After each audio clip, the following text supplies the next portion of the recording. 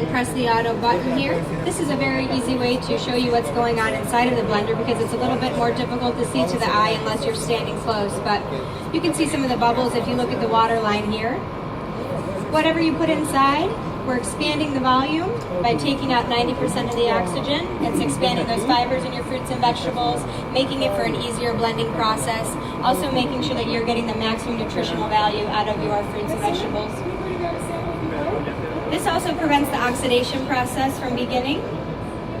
It's about a 40-second process for the vacuum to complete, and then it will blend on its own. There's a pressure sensor, so once this reaches desired texture, it'll turn itself off. There's 3 buttons up here. We have a vacuum, a auto vacuum and blend, and a blending button. You can also use the manual dial to blend it to your desired texture, or you can pulse. Most blenders that you see today are about 10,000 to 30,000 RPM, and the air is actually getting inside of the blender, allowing that oxidation process to begin. We don't allow that to happen. This is our noise reducing shield.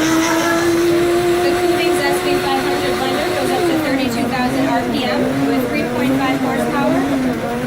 It's made in Korea, comes with a 7-year warranty, and comes with a 30-ounce EPA-free tumbler. So if you don't finish anything that you've made, you can put it in this tumbler here. I'm going to blend it just a moment longer. You can keep it, press the vacuum button after you put your remainder of your smoothie or soup, and it'll keep it fresh for about up to a week. I'm going to go ahead and take this off the blender stand. If you pay attention to the green color here, it's a very bright, vibrant green. I'm going to go ahead and pull the vacuum. And you'll notice that the color turns to be a little bit darker green.